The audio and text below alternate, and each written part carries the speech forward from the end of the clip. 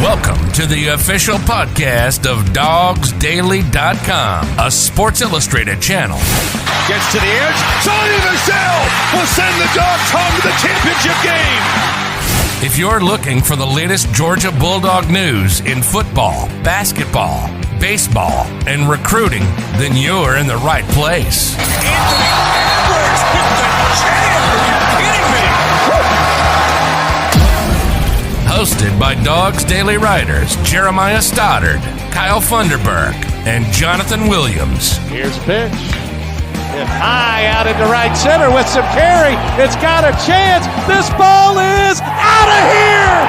Tucker Bradley has won it. Just sit back, relax, and prepare yourself for these hot takes you're about to listen to.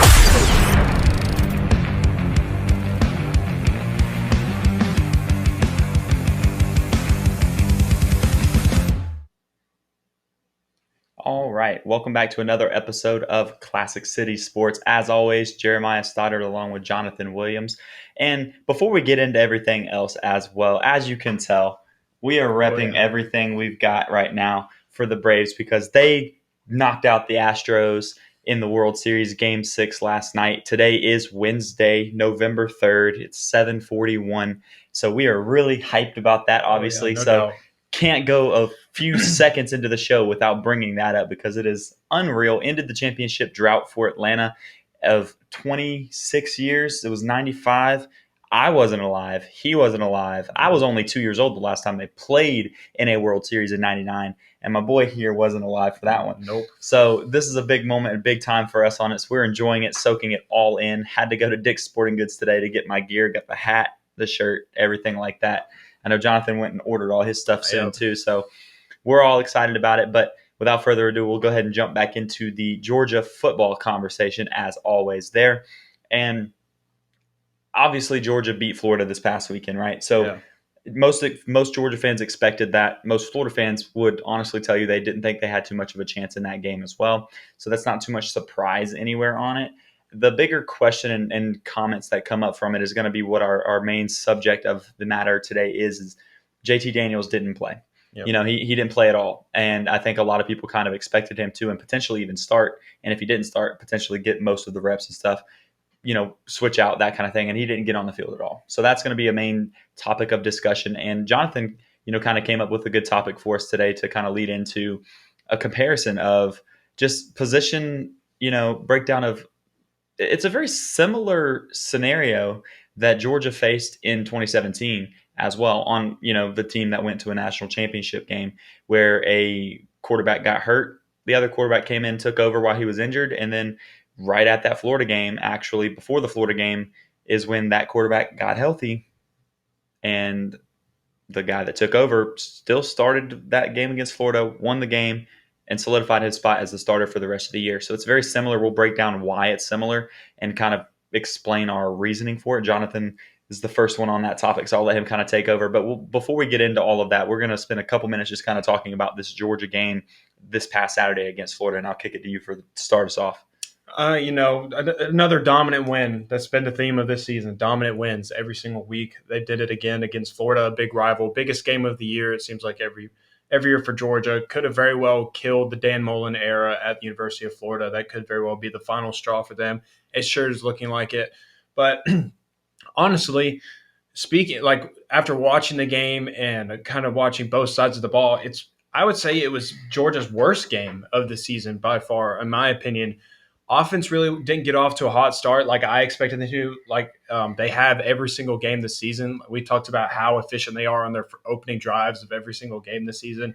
They didn't look efficient very early on at all. Even the defense at times now, of course, when the defense is struggling, you really can't tell just because of how good they are. When they're struggling, it's really hard to tell because they're that good. Like their struggles would be considered other teams' successes probably. But still, I mean, even they were kind of not playing up to their standards probably to come out and open up in the game. And then Nolan Smith by himself pretty much flipped the script real quick. Forced a fumble on his own, ripped it right out of Anthony Richardson's hands. And then Georgia punches in the next play. And then he forces an interception very quickly after that. And then, of course, Kobe Dean followed that with a pick six. And then next thing you know, Georgia's already up 21-0 in the span of 2 minutes. I mean, it was Literally. like you blink your eyes and all of a sudden Georgia has 3 touchdowns. So that's all it takes. And that's when you have a defense like Georgia, that's all it takes for you to really just blow the game open. And like I said, once Georgia got up early on Florida, I felt like that would just be the rest of your game. And after that, I mean, and it was. Once Georgia got up 21-0, you could just tell the life of the Florida players just absolutely fell all the way down to zero. Like there was no adrenaline for them. I mean, there was a play going around on Twitter of Britton Cox chasing after Stetson Bennett, and he just literally gave up. Didn't even try to chase him down. Like once Stetson got a step on him, he just stopped running and just stood there and watched him and pointed at him, telling someone else to go tackle him because he didn't want to do it. So after that, pretty much after the first half, Georgia did what they always do. They pounded the rock, killed the clock, and they just made Florida fall asleep until the game was over and get them out of their misery. So, but yeah, I would say that it was probably Georgia's worst game, just based on like how Stetson Bennett was making some careless throws. He threw 2 interceptions, something that he has not done very often this season. I know that was only thrown 2 all season before that. Yeah. And I know that was he literally doubled his number in one game. Yeah, and that's usually. And I know people say that's their big worry about Stetson is that he gets a little careless with it, but he hasn't done that this season. So that was kind of something that kind of popped out of nowhere from him for this season. He got a little careless, and then just overall the offense, it really didn't get going until they jumped up 21-0. They got some points on the board and they got some life back in them. But yeah, even though it was your worst performance, you still won and you still dominated them and you blew your opponent out of the water. So yeah, and everyone talks about like all season long. I don't know about you, but like what I've been listening to people say all season long after Georgia won the first like 4 games or so, everyone always said, "Yeah, I'm just waiting for that letdown game from Georgia. I'm just waiting for that." You know, they do it every year. They have that bad game and they just kind of screw the pooch, and all of a sudden it ruins the season to where now they have to win an SEC championship game, all that good stuff, right? Well, guess what? That was this game. That was the game. Like this was the game that the offense struggled massively. We were, they really weren't able to get anything going in the first half at all. Barely got much going in the second half as well, and more just kind of chewed clock and let that game go, which is kind of Kirby's MO in that kind of situation, especially when you're up by 24 points going into the second half, and you have a defense like Georgia has. There's no way the opposing team was about to score, like especially not Florida, was going to score 25 points or more. 24 points or more in the second half, in one half of football. It wasn't going to happen. So he felt comfortable enough to maybe not even press it too much after seeing the way it started and throwing that interception and really struggling to get the offense going. It really kind of, that's just the way he handles those games like that, right? Well, but once again, this is the game that you almost expect that type of performance to be a loss. Mm-hmm. But when you have a defense this good, a 2-minute swing went from 3 points to 24 points in 2 minutes of game time, 2 minutes of game clock, because the defense is that good. When you have a team that has a defense like that, you can have that letdown game and not lose. And that's what Georgia did. This was that letdown game. This was that game that in the past that Georgia just didn't get up for and didn't play right on offense to be able to like handle the situation. That is that LSU game. That is that South Carolina game. That is the Auburn game in 2017. Like that is the game that they just had. They really started to play terribly. And then guess what? They still got out with the win. And now we go through 8-0, 4 games left in the season for Georgia. And it's Missouri, Tennessee, Charleston Southern, and then Georgia Tech. Those four games. Which, by the way, Georgia is favored by 38 points going into Saturday right now against an SEC opponent. Yeah. They're favored by 38. So that tells you what they've got going on right there. And yeah, Tennessee is kind of making some noise on their side right now. So like they're that sneaky team right now. So you do have to be careful with a team like that. Mm-hmm. They have nothing to lose this year. They know that they can spoil your season, and don't start throwing in like Georgia being number 1. So everybody's giving them their best shot kind of thing. Let's not get into that, because guess what? If Georgia was number 3, number 4, number 2, number 1, it doesn't matter. Tennessee's still going to try to do the same thing because they have the opportunity to ruin a season for somebody else, and they have nothing to lose. So they're going to come out swinging as heavy as possible. And that's just the way that game's going to go. But then you still have Charleston Southern and Georgia Tech to play against, and you really get to see this team just kind of cruise in to that SEC championship game, which they've already locked in a spot. So I can now say they are going to the SEC championship game in Atlanta the first weekend of December. So that's confirmed at this point. So no longer speculating that they're going to win the East. No longer speculating anything like that. That is a guarantee that they will be in Atlanta for that game as well. Yep. I mean, fourth time in 5 seasons for Kirby Smart. He's won the Eastern Division. He's just absolutely dominated the SEC. And as you're saying, like, teams are going to give Georgia their best shot because they're the number one team. The last 5 seasons, that's what they've been doing to Georgia. Every team has been giving Georgia their best shot just because they've dominated everybody in their division and in the SEC for the most part. So, yeah, sure, being number one in the college football playoff rankings now, because those were released last night as well, and Georgia's ranked number 1. Which, by the way, we didn't talk about this. We got to talk about that at the end. That's going to be the last segment of this because that's something, by the way. Sorry, I didn't mean to cut you off. I just forgot about that because of everything else going on. I forgot that also happened yesterday. Yeah, a lot went on yesterday. So, that does put somewhat of a target on your back. Obviously, everybody wants to be the team to pull off the upset against the number one team in the nation. But regardless, Georgia has been this in the East for the last 5 seasons, as I've said. So everybody's been giving Georgia their best shot for the last ever since Kirby Smart came to Georgia, because they want to be that team, like I said. So that's really not an excuse to use, like saying like, oh, this is why we need to be careful because everybody's going to be coming after us. Everybody's been coming after Georgia. I mean, coming after them, and they've been caught. That's the point of the statement that I made, is they've always been doing that, and they got caught in the last few seasons, like I said, against LSU, Auburn, South Carolina. You can even count Florida last year, but Florida was more of a weird situation last year where Georgia just, at that point, they were struggling. It already lost Alabama. You can't count Alabama as a team sneaking up on you. And I, to be honest, last year I wouldn't really say that Florida's a team sneaking up on you either. That's not a really fair statement to say. They did win the SEC East in their defense in that spot. But yeah, like the whole thing is they've always given you their best shot. Those teams have caught you each of those years. This year they didn't. Well, and what has everybody done this season? I mean, you go down the whole schedule this season. It's gone from, oh, Georgia really needs to look out for Clemson. Okay, well, Georgia beats them. Well, Georgia really needs to watch out for when they play Arkansas. Arkansas is playing really good right now. They slaughter them. Well, they have to go to Auburn. Stetson Bennett hasn't faced an environment like that all season, so that's their trap game. Like, they need to really be careful. They beat the crap out of Auburn too. So everybody's just been kind of doing this, and they do it because they finally want to get it right. That's the thing. Everybody wants to be the person that's like, see, I told you this is the team that Georgia need to look out for.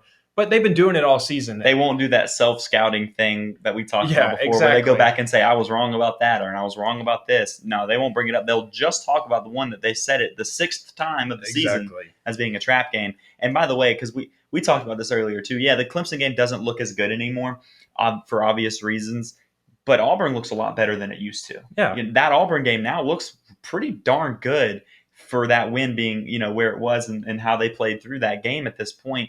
And how Auburn has played through the rest of the the season so far and beating Ole Miss now, they look a lot better. So there's some games that look better on Georgia's schedule than they did when they played them at the time too. So you just really got to give Georgia the respect that they deserve, and once again just trust that they got past their trap game at this point. Yeah, the game that they didn't seem to get up for, the game that they struggled to go through, the team that came out there and tried to get them on the chin a little bit. And they weren't able to win. And by the way, not only were they not able to win, Georgia won by 27 points in a game that everyone's sitting here in outrage about right now because Georgia's offense looked bad, and they did. Let me start by saying that the offense did look bad, and the offense was very worrisome through the first half of the game. And you're going in 2 minutes left in the half, and you're only up by 3 points. It's a 3-0 game. Yeah, I'm concerned. I'm sitting in the stands, and I'm looking at it. I'm like, yeah, this is not good. But all of a sudden, that defense stepped up and really took it over. The last thing I'll say before I kick it to you and we can change subject again is this is why I still say, and I've been saying this all year. I said it last year. In a season, in a college football era where offense wins everything and offense is the only thing that some people seem to care about, especially when you look at certain teams like Lane Kiffin as offense over at Ole Miss, where they don't really have a defense. They score a ton of points, and that's just how they've been able to do it so far. Alabama's shifted where their defense really isn't that good anymore, and they score a ton of points. Defense can still win you a championship. This past Saturday is direct proof of that. Yep. In a game where your offense is only able to give you 3 points in the first half, your defense gave you 21. Yep. No doubt about it. And so you kind of touch base on offense, and I'm really glad you brought up offense because now I get to provide everybody with my comparison of why 2017 is such a great comparison right now for Georgia. And I'm not talking about how they're playing right now, how they're dominating everybody, how they're going on this historical run right now. It has nothing to do with that. It has everything to do with the quarterback position. And I'll tell you why. So going into the season, Georgia in 2017, Georgia has Jacob Eason, 5-star quarterback. Everybody's saying that Jacob Eason is going to resurrect this program. He's going to be the one to build it back up. He is our Messiah. That's what everybody was saying about Jacob Eason. Well, first game in against App State, he gets hurt. He's a bad injury. He's going to be sidelined for a while. So what does Kirby Smart do? You have to throw in a true freshman in Jake Fromm, and he has to go out there. And he goes on this historical run. He wins you ball games. He's managing the offense really well. Goes up to South Bend in week 2 and wins that game. Yes. Definition of that dude is clutch. That's who he was that season. He was clutch for Georgia. And then you go in. And so then when Jacob Eason finally gets healthy, like we said, he got healthy during the Florida week of that season. Everybody was saying, well, no, you can't bench Jake Fromm right now. He is your hot hand. He is who needs to be the quarterback right now. Look at what he's done this season. We are 7-0 with him right now. That is who you need to stick with. Okay, well, now let's flip it to 2021. JT Daniels. JT Daniels is who everybody is saying this is who's going to take us to the next level on offense. JT Daniels provides us so much more on offense, which he does. JT Daniels does provide a lot for Georgia on offense. What has happened? He gets hurt early on in the season. And yes, he did play with that injury, but he was hurt first week of the season. And then you're forced to play Stetson Bennett. And what does he do? He continues to win you ball games. He's not winning it with his arm, but he is a big factor in why you're winning those ball games. Having a backup quarterback like Stetson Bennett, that's valuable to have, as we've said on this podcast so many times. And Georgia is what? They're 8-0 right now or 7-0? 8-0. And what is everybody saying? They're saying, we want JT to start right now. Why? What's wrong with Kirby? He's doing it again. He's making the same mistakes again. But in 2017, it was the complete opposite. I would like Jacob Eason. He had more intangibles than Jake Fromm did. He had the bigger arm, and he had a higher ceiling, as people like to say. He had a higher ceiling than Jake Fromm did as a quarterback. Just like JT Daniels, he is more talented than Stetson Bennett, and he has a higher ceiling than Stetson Bennett does. But in 2017, everybody was okay with Jake Fromm being the quarterback, even though he was not as talented as Jacob Eason. Everybody wanted him to play, but no one's giving Stetson Bennett that type of respect right now. I mean, including me, I would rather have JT Daniels as a starter right now. I agree. No, I'm not disagreeing with that. I do think JT Daniels should be the starter, but people need to give Stetson Bennett the same type of respect that they gave Jake Fromm. And I know what people are going to say. Well, Stetson Bennett isn't playing as good as Jake Fromm did his freshman year. Well, just listen to this. So Jake Fromm in 2017, his entire season, he threw all for 14 games, right? 14 games, 14 starts. He threw for 2,615 yards. 15 total games and 14 starts. Yes, because he did because Eason got hurt early in that App State game. So so 15 games he threw for 2,615 yards. And then you go to Stetson Bennett. He has 5 starts right now, but he's played in every single game except the games. Yeah, every single game except the Clemson game, and he's thrown for 1,135 yards. And Jake Fromm finished the season with 7 interceptions. Stetson Bennett has 4 right now. He's playing pretty on par for the same way that Jake Fromm did back in 2017. So you can tell me all you want about how Jake Fromm was playing really, really well that year. Stetson Bennett's been playing pretty well too. Yeah, he turned the ball over twice. But I think people forget Jake Fromm kind of had those moments too during his freshman season with Georgia where he was kind of turning the ball over, he was showing his freshman moments. I know Stetson Bennett is not a freshman, but still, it's identical situations. So I think Georgia fans need to give Stetson Bennett the same type of respect that they gave Jake Fromm. I mean, even to go further into the comparison, both guys have grown up loving the University of Georgia. Like that is who they grew up being as a kid was, I want to be the quarterback at the University of Georgia. Jake Fromm did it. Stetson Bennett has said that, this is where I've always wanted to be in my life is to be the quarterback for the University of Georgia.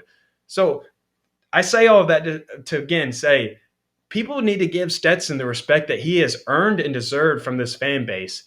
And no, you don't necessarily have to love the fact that he's your starter, but he's been a freaking good starter for what you needed during this time. And again, you're 8-0, number 1 in the nation with your backup quarterback. What more can you ask? So, yeah, and I'm going to take it a step further too. Like, not only are you needing to sit back and give Stetson Bennett the respect that he deserves. One, you got to think that go back to that season where Jake Fromm was, taking over and everyone was saying, yeah, you got to ride the hot hand.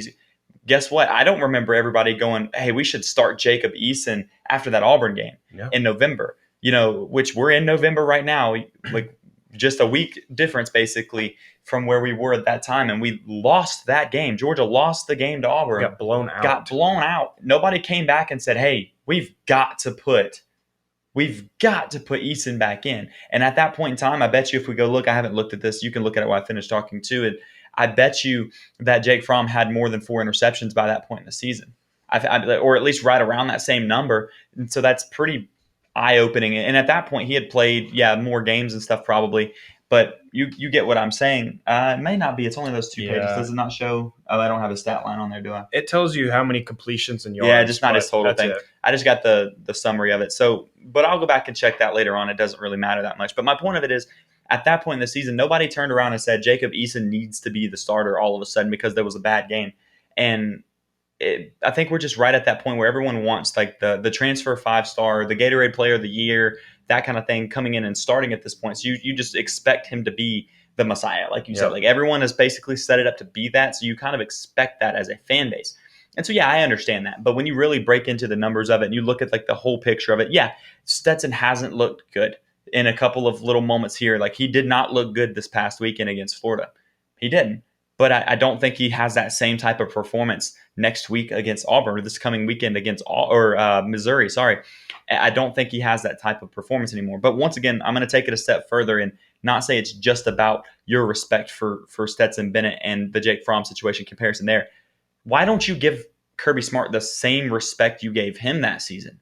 Why don't you say, hey, Kirby, I'm going to trust that you know that Fromm is the better guy right now. We're on a hot streak with him. He's playing well, and you're making the right call. Keep with him, and let's keep that going and see what we can do.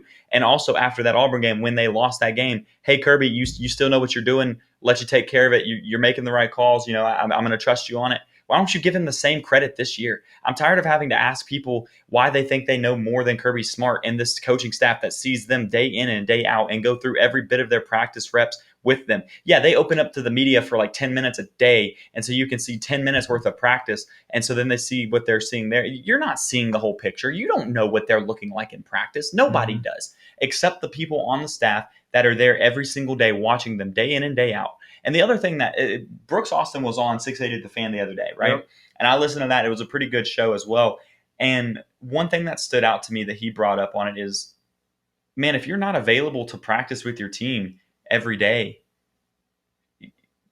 are you really expected to start? Yeah. If you can't and you can't help it if you're an injured player, you deal with stuff like that, and you tweak stuff like that. You can't really help it if you're that type of player. It just happens. And unfortunately, JT Daniels has been that type of player for us right now, where he just keeps getting hurt and having issues. You can't control that. But if you aren't able to practice at full speed for that long and consistently in and out of the lineups and stuff like that, that messes with your team's flow. It could be more damaging to just insert him in and say, all right, now I'm going to give him all the starting all first team reps in practice and let him take over and try to catch up in a very short amount of time period to be able to go on to that next week and perform extremely high like everyone seems to want him to. And yeah, I know that last year he kind of got put in cold in a way, but guess what? He was practicing for a long time and he was basically healthy. Remember, everyone said he was cleared and healthy, or at least he did, shortly after the Auburn game, wasn't it? That he was technically cleared or something like that. And that was like the second or third game of the season. Yeah. And then by the time the Florida got around at that point, he was healthy and ready to go supposedly as well. And they didn't start him for that game. And he was ready to go the very next week after they lost that game. He hasn't been able to practice even that much this year. So yeah, they're going to hold him out. I don't know. This is the question that I'm going to pass to you on and see what you think as well, because this is the question that I bring up. Yes, I agree with you and I agree with the fan base. JT Daniels is most likely the better guy for the job. I do think that he gives you that higher ceiling. He's the one that you really want to give the ball to go on a championship run as we get into the back half of this season. I 100% agree with that. I am not disagreeing with that at all. My question now is this. We are now 8 games through this season for Georgia. Stetson Bennett is seamlessly, the starter after this past week. I don't know that much of it has changed in practice this week from the notes that I've been able to catch on and you've been able to catch on and stuff as well. I don't know who the guy is going to be this coming weekend. I don't think it's clear. I think Stetson might still be the guy. We don't know, but it's not clear for anybody yet.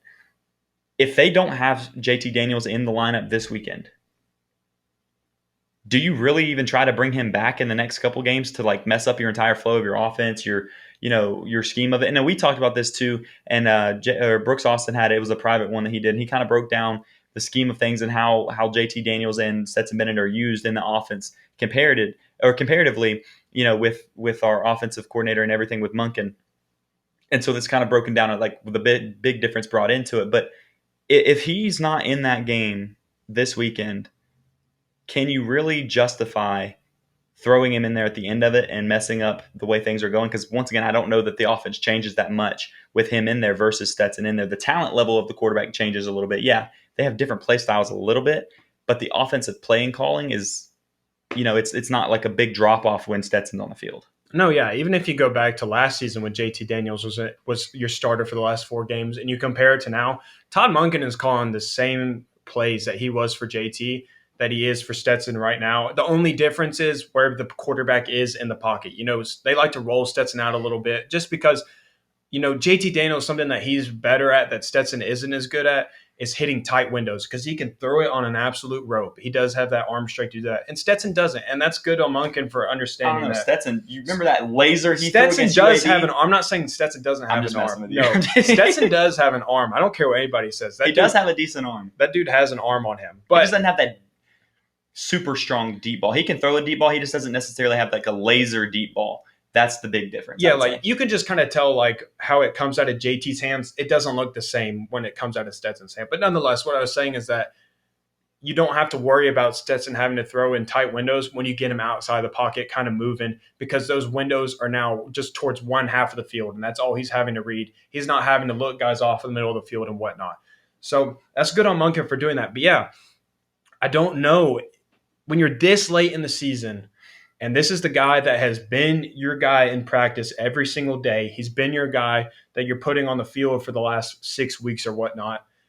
It's a lot harder than people think, I believe, to just throw in a guy that's been injured, that's kind of working his way back, mixing him into reps, and just say, all right, you're our guy now on Saturday. You have to go get him.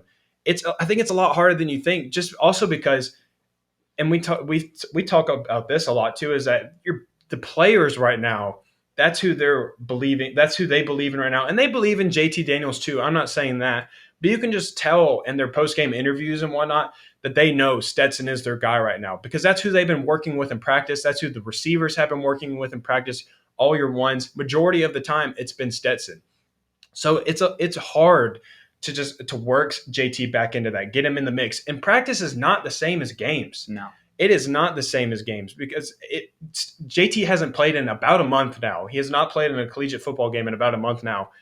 And so getting him back into game speed, getting hit for the first time, like that's a lot to put on a guy at this late in the season when you're so close to your goal. I mean, you're starting to be able to see that college football playoff right now. It is in your field of view. Yeah, they gave them like a 92% chance of making the college football playoffs. I mean, yeah, you went out and you're in, regardless of what happens in the SEC championship game, pretty much. But don't want to get on that topic yet. But so it's hard to just throw JT in there and name him your starter. It's a lot harder than people think it is. Oh, it's extremely hard to do it. Now, I will say this, and to take that back a little bit on this is, it's hard to throw him back into it after having so much time off like that. Is it really a good idea to do that against a Florida team? Yeah. That's my question. And that's where I think Kirby and them, and this is speculation. I don't know. I don't talk to Kirby. I don't know what's going through his mind. I don't know that many people really know what's going through his mind outside of the closed door sessions on these conversations. Mm-hmm. Do you really think it's a good idea to go ahead and make that jump going into a Florida game? And that's not necessarily the team to test the waters on to see, because what if he came out there and threw a pick six? Stetson threw some interceptions, but he threw interceptions that honestly were kind of like punts, both of them. They were towards the other sides of the field. Like they weren't like huge field position changes that like benefited the other team, and they didn't score off of either of them. So, or I don't think they did. I don't know. On the last one, it was late in the game, I think. I don't remember if that was when they scored or not. But regardless, it didn't cost the team because, one, the defense is so good and it didn't change the field position. You don't know what would have happened. That's the thing that really bothers me is everyone acts like it would have been insanely different. We don't know. Yeah. You can't play this what if game of like what would have happened and say that you can guarantee that that's how it would have gone if JT Daniels started against Florida. You don't know. We will never know. So don't speculate so much on what would have been in that situation when we have no way of knowing that. But my reason of saying it that way is that one is a tough one to throw him into. Missouri's a good one to do it. I was just about to say, if you're going to do it, Missouri's the one to do it. I was just about to say, like, now you are on the flip side, though. You are in a portion of your season where it is you have 4 games coming up that it is a good time to put him in there because you're probably going to get up big against Missouri pretty early. And so even if he's not your starter this weekend, that's still a good game to give him some game time experience. And then you'll go to Tennessee. Maybe not that one if he's still not 100% ready or whatnot, or if Stetson's your starter. That may not be the game where you get to put him back in and give him some in-game reps. But then you have Charleston Southern and Georgia Tech. Those are another 2 great games to get him some game reps before you have 2 weeks off and go into Atlanta facing off for an SEC title. So you do have this favorable script, you could say, for the last end of the season where it is a good time to start getting JT Daniels back in the mix, get him some game time reps, not necessarily name him the starter and just throw him out there. But you can kind of get him in a game flow, kind of get him working back with his receivers, get him back to what it feels like to be out on the football field on Saturdays. So you have both arguments for both sides. And, you know, as you said, we're not in the know of anything. We can't tell you who's going to be the starter. But like we said, nobody knows who's going to be the starter except Kirby Smart and Todd Monken. So, and I wouldn't even say they know who's going to be the starter yet. Tomorrow they probably will. Yeah, it's Thursday. They will have made that decision at that point. But it's still Wednesday after today's practice. They probably still got a lot to talk about with it. But yeah, like I don't know that everybody knows what the call is yet. They may not know what that call is just yet. They want to see a little bit more and see how it goes in. But I do think I'm right there with you as well, and that's why I brought that up. Is this is the time to start squeezing him in some time. Yep. Like you said, maybe Stetson still starts on Saturday. But if they get up early, that's when you want to see him get thrown into that game and let him play, half a football game or something. And then you go into the Tennessee game and you let him play another half or 3/4 or something like that of a football game. And then at that point, you let him start the game against, Charleston Southern. And then he plays, 1 quarter, 2 quarters, however long it takes for Georgia to be boat racing them.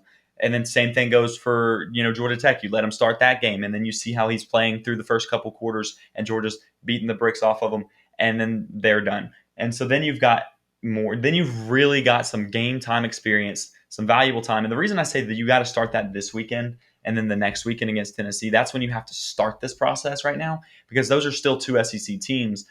And yeah, Georgia's favored to beat Missouri by 38 points right now. And I'm sure that Tennessee, it'll be at least a 20-something point margin for that game. And you expect it to be a large victory of it, but they are still SEC caliber football players on that team. And so you can really see his skills against, SEC defenses, SEC defensive backs, corners, safeties, that kind of thing, and see how he responds to it, because those players are very instinctual and very talented. Even if they are on a bad team, they can still be very talented players.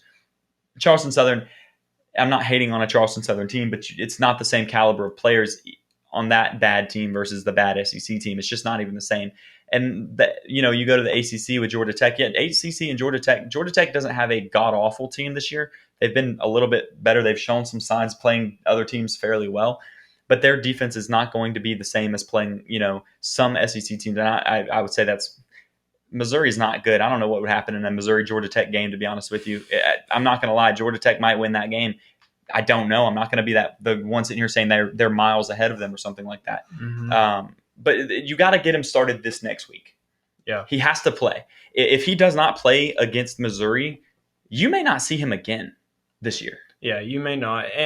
But that all, in conclusion of all of that, the bottom line is we don't know. And to go along with that, it's nothing to worry about right now, and since you don't know, don't worry about it, because nothing that you say, nothing that you do, it's not going to change anything, unfortunately. I mean, it is what it is at this point. The QB situation is what it is at this point. What you can focus on is the fact that your team is undefeated. They're going back to the SEC championship game, and they have a really, really good shot at winning the national championship. So how about you guys focus on that? focus on the good stuff instead of worrying about the QB situation. Let Kirby Smart and Todd Monken worry about the QB situation. Because I said, nobody knows. No, you're not going to get the information that you want out of Kirby Smart in his interviews or any player for that matter. You're not going to get the information that you want. They're tight-lipped. The only time you're going to get your answer is by every game that is played for the remainder of the season. That's the only time you're going to get your answer. And even then, it may not give you a definitive answer for what the future holds. So just don't worry about it. No, don't worry about it and just let it play out the way it's going to play out. Don't stress yourself out as if I sat here thinking this the other day. I didn't realize how many head coaches Georgia had, throughout the fan base. Yeah. There's so many head coaches out there. A lot of them. It's crazy, man. It's what an amazing thing to have throughout your fan base is everyone's a head coach and a lot of competition. Competition, man. No, I'm not trying to hate on the fan base. I understand, as fans, it's natural to look at that. And we sit here and we try to make our predictions. We try to say what we think should be or shouldn't be done. Yeah. That's what we do. That's the whole point of this show. That's the whole point of being a fan in general. You can speculate on it. What you don't do is you don't stress yourself out of or argue to the point of being mad about it or anything like that. There's no point of that. We don't know what's going on, so you got to let them do it. And here's the last thing I'll say, and then let's kick it over we'll transition over to the playoff stuff going on there. What if, let's pull the Braves into this, right? What if a Stetson Bennett has a performance something like what Max Fried just did yesterday in Game 6 of the World Series? Max Fried had 2 terrible starts, and the last one was against Houston, and they absolutely destroyed him in Houston for Game 2. Just destroyed the kid. He had a very, very bad game. Comes out in Game 6, in the first inning, gets his ankle just absolutely crushed, stepped on at first base, and then turns out it gets out of that inning with 2 runners on and 1 out or no outs? I can't remember. There was no outs. No outs. 2 on, no outs, and he gets out of that inning after getting his ankle stepped on, proceeds to just dominate the next 5 innings behind that. So we went 6 innings without giving up a single run. Maybe you get that type of performance from a Stetson Bennett afterwards. He had a bad game. He threw 2 interceptions. He looked bad. He was making the interceptions he threw were just terrible throws, too, just throwing them up, double coverage, just letting them sail. Just nothing looked good about it. Maybe he comes out and dominates in the next game. Maybe he does it against Tennessee again. And yeah, I know those 2 teams aren't incredible, but he can still respond and make this conversation even more difficult. Yep. That's what could happen on there. But without further ado, let's go ahead and jump over to the playoff situation. And I kind of hinted at this to begin with. The way that they set up that top 4 and who's 5 and 6 and stuff like that absolutely blew me away. First of all, nobody was surprised that Georgia came in at number 1. And I think the playoff predictor had Georgia at 92 or 94% probability of making the playoffs at this point because of that remaining schedule we've been talking about. And then it doesn't even matter what happens in the SEC championship game as long as they win the next 4 games in their regular season. So that's why they have such a high, probability of it. But I'm going to pull it back up. I had it pulled up a minute ago, and just looking at the rest of it. So you got Alabama, you've got Michigan State, Oregon. That rounds out the top. Finishes the top 4. Then you got Ohio State at 5, and this is the one that got me right here. You've got Cincinnati at 6. Cincinnati at 6 right there, and then you've got Michigan 7. Oklahoma. Now this one also surprised me. Oklahoma at 8. And then you've got Wake Forest at 9, and you finish the top 10 with Notre Dame. But the reason I wanted to talk about this being so crazy is, one, you let Oregon and Michigan State jump up there like that, and you completely dropped Cincinnati out of the top 4 after they were number 2 in the nation from the AP polls. That's if they can't be up in the top 4 for the first playoff ranking this year, are y'all ever going to let them in? And I'm not the fan that's out here screaming for parity, right? I'm not that fan that says I have to have parity across college football. I want all these new teams to be good and doing this stuff. But if you aren't going to let them in this year with the way they played, and they did beat, which now is the number 10 team in the country. I just said that. Notre Dame, they have a top 10 win on this list, and you still left them out of the playoffs, top 4? Yeah. What? And I think that this just shows, if Cincinnati goes undefeated for the remainder of the season and the college football playoff keeps them out yet again, I think you're essentially just giving a middle finger to all Group of 5 teams, saying you're never going to be in the college football playoff. That's exactly what because that would be. If this team goes undefeated again for the second year in a row in the regular season and you keep them out again, I mean, I don't know what else to tell those type of teams like Cincinnati. Like we don't know what to tell you. Like I hope Cincinnati can go undefeated and make. I think that'd be great for college football to have a team like Cincinnati in the college football playoff. Would they fare well against a team like Alabama, Georgia, or any of the other top 4 teams? Probably not. They might against right now. They might against like a Michigan State and an Oregon. Yeah, I think, but you've got the top 2 being Alabama, Georgia. No, they don't fare well against either of those teams. But the other 2, they might. Yeah, and it's a thing. That's the thing. Like this season, what has it proved more than anything? You just never know who's going to beat who. Like it has shown up every single week. You never know what's going to happen. But the 3 things that surprised me, or 2 things that surprised me, other than Cincinnati, was Michigan State jumping up that high as they did. I was not expecting Michigan State to be in the top 4. Shout out to Mel Tucker for that. I mean, he's done an outstanding job with that. Kenneth Walker has been a beast for Michigan State out there in their run game. I mean, so that surprised me. And then also the fact that they had Oklahoma at 8. That was a big one for me too. I mean, they've had the college football playoff has had a love affair with Oklahoma. They always love them some Oklahoma because Lincoln Riley and their offense. I mean, yeah, it probably is good for ratings if you want to put it that way about, this really good electric offense that's really going to draw people in. But they sent them a message and said, like, you better figure some things out because right now it is not looking too good for you. So those things surprised me. Other than that, I kind of figured everybody else would be where they're at. That's fair, yeah. Yeah, I thought at worst Cincinnati would be at 5 probably. Basically, the college football playoffs saying, like, you're right on the fringe. You're just not there yet. Like maybe you just got to finish out the season. Yeah, we need to see you finish out the season, which would have been okay with me. But the fact that you had them behind – or like Ohio State, who I don't know, who has a loss and has they lost to Oregon. They lost to Oregon, which I know Oregon's number 4 right now, but still, Oregon also has a loss. You've got to Stanford, yeah, to Stanford, and that's not a good loss. No, so I mean, I know that the big saying that you hear when you talk about the college football playoff committee and everything, the biggest thing that they say all the time is the eye test, right? You hear that all the time. I understand that the eye test is important for what they look at sometimes. I get that. Well, and that's the reason that you have Oklahoma dropping so far in those rankings because they haven't looked good.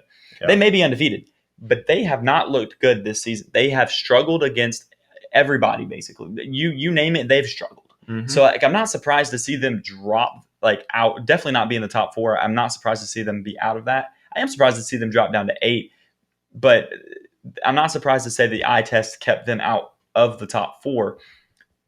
I feel like you've got to give Cincinnati the eye test for the most part at this point. Mm-hmm. When you're going to give it to Michigan State and you're going to give it to Oregon, Oregon's big win is Ohio State, which I'm not saying is not a good win. That's good. Don't get me wrong.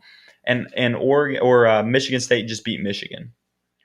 I'm not so sure the Michigan win is that big of big of a win. And so you're going to talk eye test and put them up in the top 4 because of those big wins that they had, right? But once again, Cincinnati has a win against a top 10 team right now in the college football playoff top 10 in Notre Dame. And that was on the road, I believe, wasn't it? Or was it at home? I don't know. I think it was actually in Cincinnati. Was it in Cincinnati? Okay. Or no, it may have been in South Bend, actually, I think it was in South Bend. I think it was in South Bend. I'll have to go back and look that up and confirm later. But they go and get that win, and you don't give them the eye test and say that they deserve to be in the top 4 at this point. I'm with you in this. This is a big middle finger to all Power 5 teams if you don't put them in the playoffs this year and they go undefeated. Yeah, and then also, I mean, you can talk about this too. Like Alabama's won losses to an unranked Texas A&M team right now. I believe they're unranked. I don't think they're in the top 25 if you want to check that. And then they're at 14. Okay, Texas A&M. Dang, they're at 14. But at the time, that looked like a really bad. It is a bad loss for Alabama. Alabama should not have lost that game. I mean, Texas A&M had their backup quarterback in, for Christ's sake. So, and then also they went to 14. Yeah, I haven't been paying much attention. Go back to the AP poll. Crazy. And then also you're rewarding Oregon right now to be in the top 25, and they lost to Stanford, a team that they should have beat. But then you go to Cincinnati, and coming into the season, everybody was saying like, okay, well, if Cincinnati wants to be a college football playoff team this season, they need to go undefeated and they need to beat Notre Dame. That would be their notable win. And they've done that. They have delivered that. They have that notable win, as you said. and they still aren't getting rewarded for that. But you're rewarding an Oregon team who, yes, they beat Ohio State, but they lost to Stanford. Cincinnati has not slipped up yet, and they beat, as we said, a top 10 team in your own power rankings, but yet you're not rewarding them for it. You at some point you have to accept the fact that Cincinnati is a college football playoff worthy team if they go undefeated. I mean, you can go as far back to say that they played Georgia really close last season. And yeah, you can with JT Daniels at quarterback. With JT Daniels at quarterback. And you could say, like, well, Georgia had a lot of opt-outs, but that's Georgia's team this year for the most part, aside from a few transfers. And yeah, you get another year under Todd Monken's offensive system and whatnot. But for the most part, that is this year's Georgia team. Pretty close. But also, I mean, Georgia. The defense is much better this year than they were at that time, but still. But still, the fact that they played Georgia close in that bowl game, that has to say something too. I know it was last year, but still, Cincinnati has a lot of returning pieces on that team from that team last year, including Desmond Ridder, who, by the way, is playing really, really well right now. So you have to reward Cincinnati at some point. You can't just keep keeping these teams out and just say, oh, well, we'll give you a shot when we expand it in the next few years or whatnot. You got to give them a shot because at some point they have earned it. And I think right now they have definitely earned it, especially if they finish out undefeated. Yeah, I mean, I don't know how you can make the argument for them not being in it at this point in time. And I think Brooks made this comment before. He said, if you're one of the people that really argued for parity across college football and stuff, I hope you enjoy this season and how this all plays out, which if you're a Georgia fan and you say that, you're going to enjoy this season because it's lining up to be a really good finish for them if it stands the way that it is right now. Because think about it, like if it stayed exactly as it is right now, that's Georgia versus an Ohio State in a first round. Georgia versus Oregon. Right Oregon was number 3, weren't they? Or no, they were 4. I'm sorry. Yes. Ohio State was 5. I'm sorry. So yeah, you got even better. Georgia versus an Oregon, and Alabama versus a Michigan State. So yeah, you expect to probably play a Alabama in a national championship game again like that in this scenario. Now, Georgia would then have to play Alabama in the SEC championship before that, anyways, and so that would potentially, if Georgia were to win, that would eliminate Bama, and so that would all change, and that wouldn't be a game they had to play in the playoffs anymore. And we're not even sure if Alabama's going to be in Atlanta. They still have to play Auburn. If Auburn wins out, they're in Atlanta. I don't know if people realize that. I realized that. I was talking to somebody about that. I know you realize that. I'm just saying, I don't know if people are realizing that yet. Like, if Auburn were to win out, including beating Bama, that's who Georgia plays in Atlanta. And Georgia wouldn't even have to be the person that eliminates Alabama from the college football playoff contention. They're not going to do that, though. They got to get past Texas. Auburn is one of those teams that you just never know with them. Like I said this the other day, and something can always happen with them. I don't know. And they play in Jordan-Hare this season. I mean, with the Iron Bowl, you have no idea what's going to happen. I know. I'm not saying they pull it off. I don't think they pull it off. But I'm just saying, Auburn, there's always something going on with that team. There's the possibility, but I was talking to somebody else about this actually after they beat Ole Miss, and I was like, I wouldn't give them that much of a chance at all, really, to go through and beat Texas A&M and then go, because they got to go play Texas A&M at Kyle Field. No, they'll have to earn it. They'll have to really get past them, and then they're going to have to get past Alabama. I know they get to play at home, but they had to play Georgia at home, and they didn't do so well there. No doubt. So I just don't see that happening. Yeah, it's possible. You know, that's what happened in 2017 is they had to win the rest of it. They ended up winning the Iron Bowl and surprised everybody as Alabama not even being in that, the SEC championship game that year. So, yeah, I mean, it's possible. I won't make the argument, and I'm just going to say it's not going to happen. You know, it could, and if it does happen, I'll clip this and I'll put it out there and say I was wrong because I'll do some self-scouting at that point. Now, if I'm wrong, I'm wrong, but I just don't see Auburn being able to be that team. That it is a chance because they do control their own destiny. You know, and I watched the. Have you seen the SEC roll call stuff with? I can't remember the guy's name. I can't remember. I've sent you some stuff, and they're all funny. And he was like making a joke, and it had like Cincinnati and somebody else like crashed the party of the SEC meetings and stuff like that. The roll call, and then he was like, "Y'all be careful, I'm gonna stick something super scary on y'all." And that's a Auburn team with nothing to lose. Yep. And then he pops up and goes, "Boo!" and they all scream. It was just funny, but so like an Auburn team with nothing to lose, except they do have something to lose because they're controlling their own destiny. And so that's, when you have a team that has nothing to lose, it can be scary at times like that because they go in and they go hard. Like we talked about earlier, you're going to get the best shot of a team from like a Missouri team or a Tennessee team that's just trying to wreck your season because they have nothing left. Auburn still has a lot to play for right now because they do control their own destiny. And so it's not one of those like with nothing to lose situations, in my opinion. But yeah, it's just you got to watch out for teams like that in general. But I'll go on record saying I don't see that happening. I see them losing. I see them losing to Texas A&M, and I definitely see them losing to Alabama. They could lose both of them, but if they're going to win one, they're going to make the Iron Bowl really interesting because they're going to beat Texas A&M.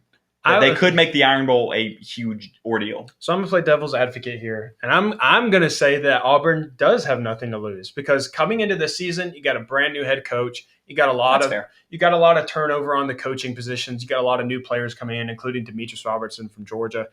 So essentially, like, your expectations coming into the season were not to be playing in Atlanta. Let's be real. Like, that was not their focus on this season. I guarantee you, coming into the season. Now, yeah, they may say like, "Oh, well, we want to play for SEC championship game." Like, yes, every team's going to say that because that should be your goal. But realistically speaking, that probably was not their expectations for this season. So if they don't make it to Atlanta, it's really not a letdown, honestly, because that's not where they were expected to be. So in my opinion, essentially they do have nothing to lose for the rest of the season. So it could very well still be that dangerous Auburn team with nothing to lose. But this will be my last comment for all of this is something to remember with the college football playoff rankings is one, they don't matter until the last ones are released. It's just a talking point, and that's what they want. They want people to be talking about it. They want everybody focusing in on it. They want to hear everybody's opinions because what does that bring? It brings more attention to it, and it brings in more money. So that's something that you have to remember with these rankings is that, like, they're a great topic of conversation, as we have just proven. We've went on like a 15-minute subject of conversation. And could go a lot longer. It could go a lot longer, but we went on a 15-minute conversation about it. So it is a great talking point. It's great to focus in on it and talk about like, oh, well, if this happens, then they can jump this person, and then this will be your top 4 teams. But if this happens, like, it's great for all of that. But until the final rankings are released, they don't mean anything.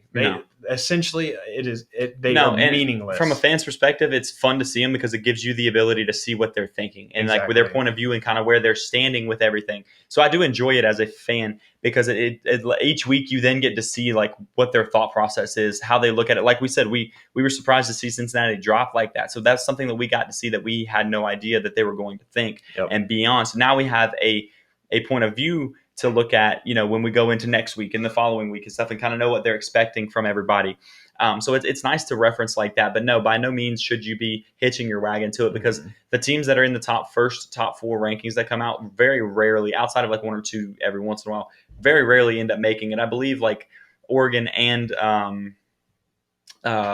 what's the other? I'm blanking. Oregon and, Michigan State. I can't think of the other team.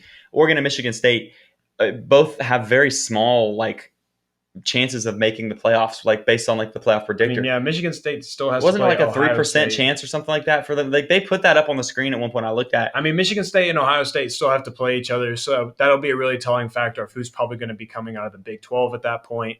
And so there's still. Yeah, it's 4 weeks, but again, there's still a lot of football to be played. There's a lot of big games to be played for those teams and stuff too. So that's my point is like you don't see them all get there into the Final Four. Like those 4 teams will not be the 4 teams in there. At least one of those teams will not be there. At minimum. Probably at least 2 of them won't be there. You may see 2 of them sneak in. 3. Maybe 3 won't be there because we just talked about how Alabama's got to go through some stuff. And so you never really know how it's going to play out until you get to the end of the season to see what has happened. And they come out with that last final ranking. But it's always fun to kind of stare at. Even I think Kirby Smart came out and said something about this once. It was like the first college football playoff ranking that's come out. The team that's number 1, like almost never wins the national championship. Except I think Alabama did it like a couple years ago or something like that. At one point, I think. But they may have done it last year. Was it last year? They may have. I think it might have been. I don't remember them year. ever not being number 1. I think it was last year. But outside of last year, like it was almost like something that just didn't happen.